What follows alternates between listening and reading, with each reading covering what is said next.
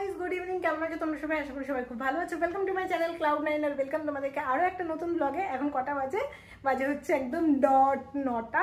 আমি just 5 minute আগে ঢুকলাম। আমি আজকে জিমে যাইনি, আমি জিম স্কিপ করে আজকে ব্লগ বানাচ্ছি, কারণ আমি জিমে যাই অ্যান্ড জিম থেকে ফিরতে আমার 10টা সাড়ে 10টা বেজে যায়। তো এসে আমার এত টায়ার্ড লাগে, এত ঘুম পায় কি আমি ঘুমিয়ে পড়ি, কারণ পরদিন আবার সকাল 6টা সাড়ে 6টার সময় আমাকে উঠে যেতে হয়।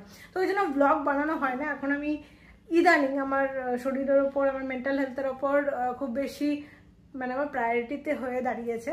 এর আগে অতটা ছিল না, এখন খুব বেশি বেশি করে কেয়ার নিই। জিমটা আমার একটা স্ট্রেস বাস্টারের জায়গা।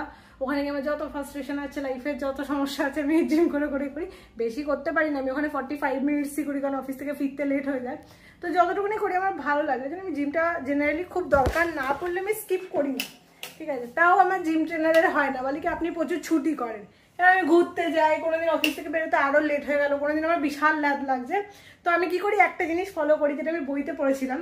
সেটা হচ্ছে প্রত্যেকদিন 10 পা না গিয়ে 1 পা এগো, বা একদম পিছিয়ে না এসে জাস্ট তুমি যাতে 1 পা বা হাফ পা এগোতে পারো, সেটা দেখো।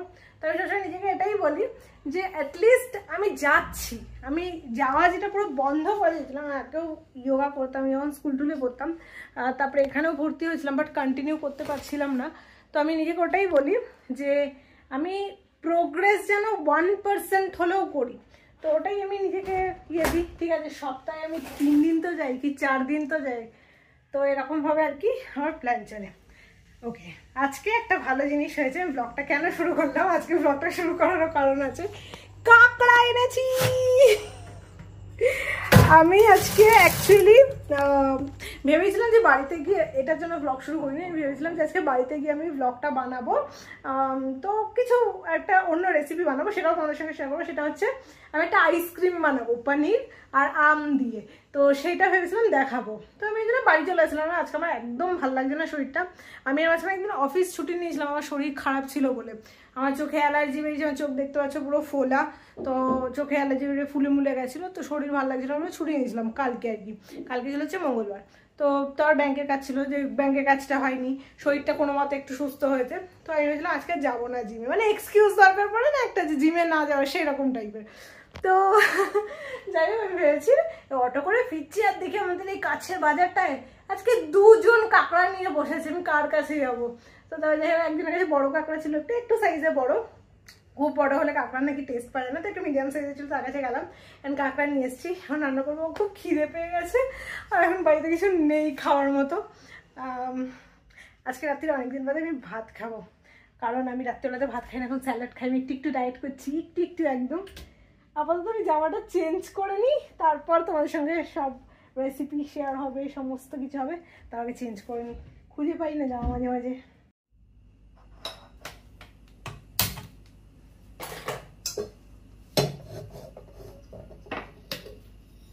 গ্যাসটা আমি অন করে দিয়েছি, তোমরা দেখতে পেয়েছো। কড়াই নিয়ে ওর মধ্যে গোটা জিরে, গোটা ধনে, গোটা গোলমরিচ, তার সাথে দারচিনি, এলাচ, লবঙ্গ, আমার কাছে একটা স্টার নাইস ছিল, তো আমি ওটাও দিয়ে দিয়েছি। এটা স্কিপও করা যেতে পারে যদি না থাকে। এইগুলো সমস্ত কিছু শুকনো কড়াইতে জাস্ট রোস্ট করে নিতে হবে, যতক্ষণ না পর্যন্ত খুব সুন্দর একটা গন্ধ বেরিয়ে যাচ্ছে। এরপর কি করতে হবে, যখন দেখবে খুব সুন্দর গন্ধ বেরোচ্ছে, এগুলোকে একটা মিক্সার গ্রাইন্ডারে নিয়ে খুব ভালো করে একটা গুঁড়ো করে নিতে হবে। আর এটাই হচ্ছে আজকে আমাদের কাঁকড়ার মেন জিনিস, মশলা যেটা আমরা গুঁড়ো ইউজ করি, সেইটাকে আমরা ভেজে গুঁড়ো করে ইউজ করছি। আজকে একটুখানি অন্যরকমভাবে করবো অন্যান্য দিনের তুলনায়। সো আজকেটা দেখি কেমন হয় খেতে। সো আমার অ্যারেঞ্জমেন্ট মোটামুটি রেডি, এবারে শুধু মিক্স করার পালা। আর এবারে একটুখানি টুইস্ট এনেছি, আমি প্রত্যেকবার যে রেসিপি করি সেটার থেকে একটু আলাদা। এরকম মশলাটাকে আমি ভেজে দেবো, পেঁয়াজ কুচি করার জায়গায় আমি বেটে দেবো। সো এই দুটো একটু চেঞ্জেস এনেছি, দেখি এবারে কীরকম খেতে হয়। ওকে, এখানে দেখে নাও, এই হচ্ছে ক্র্যাব। আমি 5 পিস মতো এনেছি, 600 গ্রাম ওজন হয়েছে। দাঁড়, মোটা দাঁড়, সরু দাঁড়, আর এটাকে ঘিলু বলে বোধ হয়, নাকি জানি না কি বলে, এটা রয়েছে। এটা ওর মধ্যে দিয়ে দিলে গ্রেভিটা খুব ভালো হয়। এই হচ্ছে পেঁয়াজ বাটা, আর এখানে আছে হচ্ছে তোমার গুঁড়ো করা মশলাটা। আর আমি এই কড়াইটার মধ্যে সমস্ত কিছুকে ভালো করে মিক্স করব, তারপর এই মাটির হাঁড়িটার মধ্যে দেব। সবার প্রথমে দিয়ে দিচ্ছি ক্র্যাবগুলো, ডাল, ডিমটা পরে দেব। এরপর দেবো এর মধ্যে পেঁয়াজ বাটা।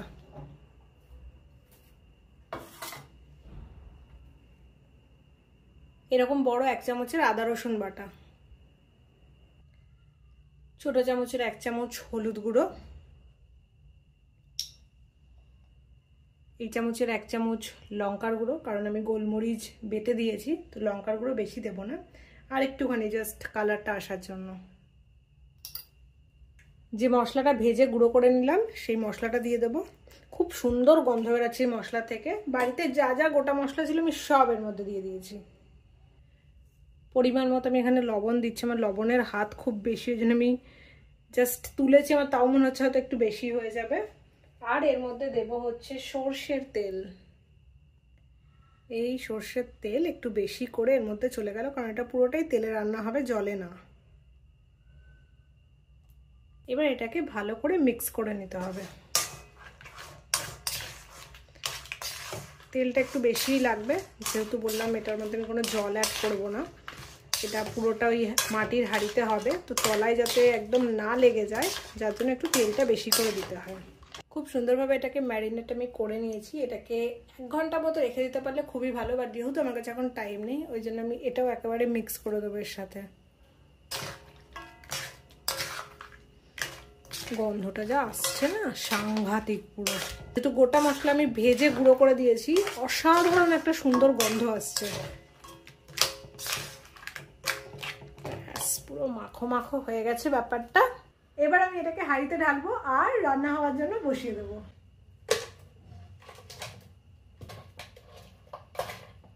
ব্যাপারটা দেখতে খানিকটা এরকম দাঁড়িয়েছে। এবারে আমি লিডটাকে এর ওপর চাপা দেবো, এটাকে সিল করব, গ্যাসটাকে অন করব, অ্যান্ড তারপরে হয়ে যাবে খানিকক্ষণের মধ্যেই।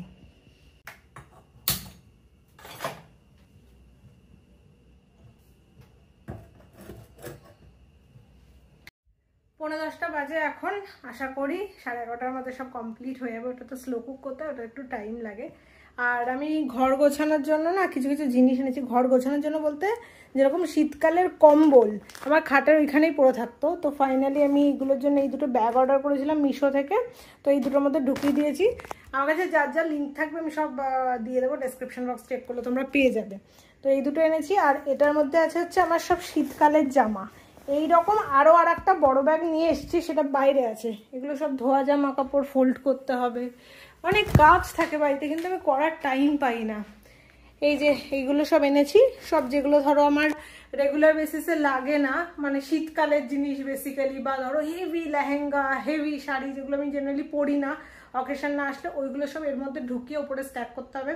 তো আগে আমি জিনিসপত্রগুলো খুঁজে খুঁজে ঢোকাচ্ছি, তারপরে ওপরে রাখবো আস্তে আস্তে কী করছি। প্লাস আমি একটা নতুন ট্রাইপড নিয়েছি, তোমাদেরকে বললাম না এই ট্রাইপডটা হচ্ছে এটা, কারণ আমার যে ট্রাইপডটা যেটা এক্সিস্টিং আছে ওটার অবস্থা খারাপ হয়ে গেছে। স্টিল আমি ওটা ইউজ করে গেছি, এটা ভেঙে গেছে। মানে এটার যে মাথাটা রয়েছে না, এটা ভীষণ ভালো। এটা আমি স্প্ল্যানেটে কি গলি আছে বলো, ওই গলিটার থেকে কিনেছিলাম, মনে পড়ছে না এখন নামটা, মেট্রো গলি, হ্যাঁ হ্যাঁ। তো এটা না এই যে এই জায়গাটা যেটা রয়েছে এটা একদম পেছনে হয়ে যায়, তো ফোন পড়ে যায়। বাকি পুরো ট্রাইপডটা একদম ঠিক একদম জাদ্রেল ট্রাইপড ছিল। 2000 টাকা না 1500 টাকা মতো নিয়েছিল, বাট আমার 3.5 বছর মতো চলে গেল। এইটার পরে আমি এখন কিনেছি হচ্ছে এটা ওই রকমই রেঞ্জের, বাট এটা না ট্রাইপড হয়ে যায়।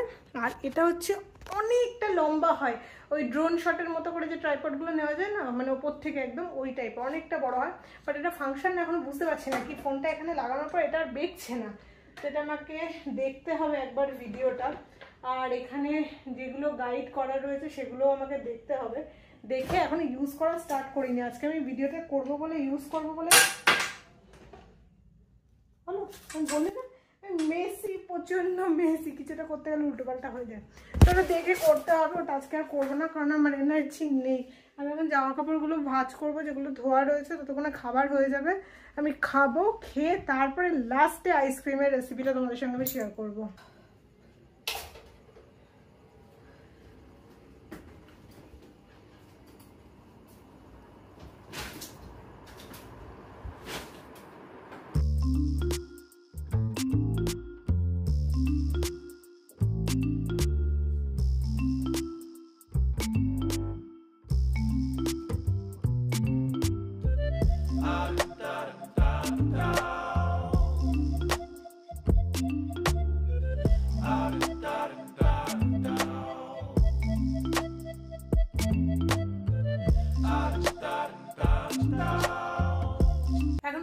10:10 আমার জামা কাপড় গোছানো কমপ্লিট হয়ে গেছে।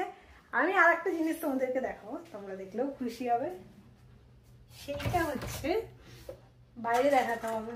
আমি এখন অনেক কাজ করি কিন্তু টুকটাক করে সমস্ত কিছু গুছিয়ে নিচ্ছি। হয়তো একটু টাইম লাগছে, বাট গুছিয়ে কিন্তু ডেফিনেটলি নিচ্ছি।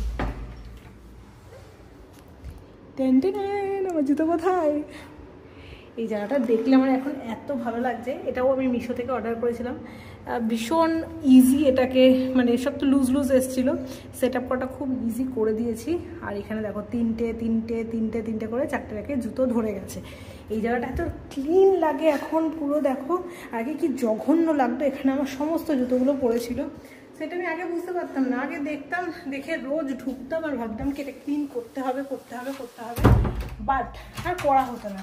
যেদিন আমি ক্লিন করেছি সেদিন আমার মনে হচ্ছে আমি জায়গাটাকে কতটা নোংরা করে রেখেছিলাম। কারণ এখন যখন ঘরে ঢুকি না, সামনেটা পরিষ্কার দেখলে আমার নিজের পুরো ফ্রেশ হয়ে যায় মাইন্ড। সো ওই জন্য মানে ঘর পরিষ্কার রাখা খুব ইম্পর্টেন্ট। ওই জন্য দেখবি আমার ডাইনিং স্পেসটা কিন্তু সবসময় ক্লিয়ার থাকে। এই টেবিলটা মাঝে মাঝে মেস হয়ে যায়। এই টেবিলটা অ্যাকচুয়ালি জিনিসপত্র রাখার জন্য, খাওয়ার জন্য না, বাট ডাইনিং স্পেসটাকে আমি ক্লিন করে রাখি। আমার যে ঘরে শুই সেই ঘরটা আমার ক্লিন থাকে। আর বাঙালিদের যেন বাড়িতে একটা ঘর বা একটা চেয়ার এরকম থাকে যেখানে সমস্ত জিনিস ডাম্প হয়। আমার এই ঘরটা হচ্ছে সেরকম। এখানে যত জিনিসপত্র রয়েছে মানে ধোয়া কাচা সেগুলো এখানে থাকে। আর যত কার্টন ওয়াটেন লাগেজ যেটা আমার স্টোর রুম বলতে পারো, স্টোর রুম প্লাস এই জায়গাটা হচ্ছে ঠাকুরের রুম। তো এই জায়গাটাকেও পরে আমি গুছিয়ে ক্লিন করব। কিন্তু হ্যাঁ, ওই যে একবারে হবে না, আস্তে আস্তে করব সমস্ত কিছু।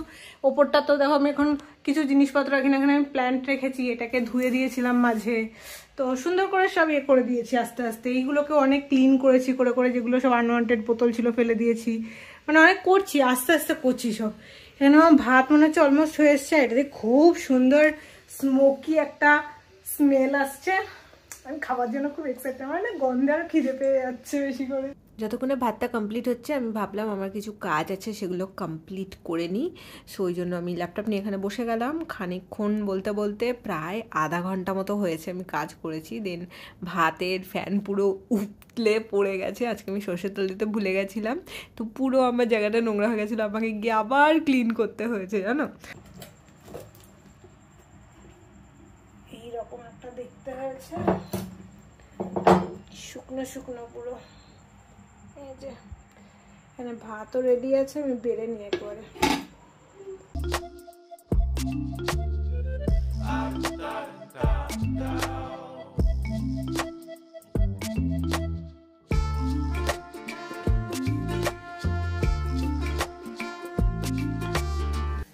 খুলতে পারবে না, দাঁড়াও, ওটা লক আছে। ওই দেখো কারেন্টটা কি জ্বালাচ্ছে, দেখেছো? Good night. এমন গল্প করতে বসলাম 12টা বাজিয়ে দিলাম। টাটা। এখন বাজে হচ্ছে 11:15। রেজিলা এসেছিল, আমি খেলাম, ওকে আমি ক্র্যাব খেতে ডেকেছিলাম। ক্র্যাবটা খুব সুন্দর হয়েছে। এভাবে তোমরা ট্রাই করে দেখো। যে আমার কাছ থেকে বা যারা আমার কাছ থেকে ভিডিওটা চাইছিল তারা যদি চাও, পুরোনো রেসিপিটা আমি পেঁয়াজটাকে বেটে দিতাম না, আর মশলাটাতে আমি ভেজে গুঁড়ো করে দিতাম না, নর্মাল গুঁড়ো মশলা দিতাম। ওইভাবেও করতে পারো, বা যেভাবে আমি দেখালাম এই এখন আজকে সেভাবেও করতে পারো। ভীষণ ভালো খেতে ছিল, ভীষণ। লবণটা ঠিকঠাক হয়েছে ফরচুনেটলি। আমি জানি না, আমি একটু লবণ কম খাই। আমি যখন লবণ দিই, যখন বলি বেশি হয়ে গেছে, তখন আমার বাড়িতে যারা খেতে আসে তখন বলে লবণ তো ঠিকই আছে, কিন্তু আমার আবার বেশি লাগে। বাট আজকে একদম আমার জন্য পারফেক্ট হয়েছে। তারা যদি খেত অন্য কেউ, তাদের হয়তো একটু কম লাগতো, বাট আমার একদম ঠিক আছে। তো খাওয়া দাওয়া হয়ে গেছে। এবার আমি আইসক্রিম বানাবো। আইসক্রিমের প্রিপারেশনটা করে রাখবো। ওটা তো জমবে আজকে না, জমতে কালকে হয়ে যাবে। তো এখন তোমাদেরকে আমি প্রিপারেশনটাই দেখাবো। 2025-এর প্রথম আম আমি নিয়ে চলে এসেছি। এই যে বললো তো গাছ পাকা আম, বাট জানি না। একটা হলুদ আম ছিল, একটা এইরকম ছিল, তো আমি এই কালারটা নিয়ে এসেছি। আমার আইসক্রিম বানানোর জন্য বেসিক্যালি 3টে জিনিস লাগবে: পনির, আম, আর তার সাথে দুধ। আরও জিনিস লাগবে, সেটা হচ্ছে তোমার চিনি বা গুড় বা মধু, যে কোনো একটা তোমরা দিতে পারো। আমি এখানে মধু দেবো, যে মধুটাকে বার করছি আমি এখান থেকে। আর তার সাথে এই 3টে, মানে অ্যাকচুয়ালি 4টে জিনিস লাগবে। এই 4টে জিনিস হলে তোমার আইসক্রিম রেডি হয়ে যাবে। সো আমি এই রেসিপিটা প্রথমবার বানাচ্ছি, আমি জানি না কীরকম হবে। আমগুলোকে প্রথমে আমি এরকম স্কুপ করে নিলাম, 2টো আম নিয়েছি। এরপর পনিরগুলোকে হাতে করেই একটু ক্রাশ করে এরকমভাবে আমি দিয়ে দিচ্ছি। তারপরে পরিমাণ মতো দুধ দিচ্ছি, আমি পরিমাণ কিছুই বলতে পারছি না কারণ যেহেতু আমি ফার্স্ট টাইম করছি। আর এখানে তোমরা চিনি দিতে পারো, হানিও দিতে পারো বা গুড় দিতে পারো। আমি একটু কম পরিমাণেই হানি দিয়েছি, আর একটু দিলে বোধহয় ভালো হতো কারণ আইসক্রিম বিনা মিষ্টিতে তো ভালো লাগবে না। আর আমার মনে হলো যে চিনিটা একটু কমই হয়ে গেছে, মানে মিষ্টিটা। একটা এয়ারটাইট কন্টেনার নেবে, নিয়ে ওর মধ্যে যে মিশ্রণটা তুমি এখন বানালে সেটাকে ঢেলে দেবে। তারপরে একটুখানি ওপরটা প্লেন করে ওর মধ্যে তুমি ম্যাঙ্গো কিউবস দিতে পারো। আমি এরকম একটু বড় বড় সাইজেরই ম্যাঙ্গো কিউবস দিয়েছি, দিয়ে বাকি মিশ্রণটা ওর ওপর থেকে আবার ঢেলে দিয়েছি। ঢেলে দিয়ে মুখটা চাপা দিয়ে আমি ফ্রিজারের মধ্যে ঢুকিয়ে দিয়েছি। আর ফ্রিজারের দেখবে থাকে কি মিনিমাম, মিডিয়াম আর একদম হাইয়েস্ট, তো আমি হাইয়েস্টে দিয়ে দিয়েছি। আর এটা আমি কালকে অফিস থেকে বাড়িতে এসে তারপরে খুলে দেখব। সো নেক্সট ডের ক্লিপস এটা। আমি অফিস থেকে বাড়িতে এসে খুব এক্সাইটেড ছিলাম দেখার জন্য যে আমার আইসক্রিম কীরকম হয়েছে। আমি ফার্স্ট টাইম বাড়িতে আইসক্রিম বানাচ্ছি, তাও আবার হেলদি আইসক্রিম।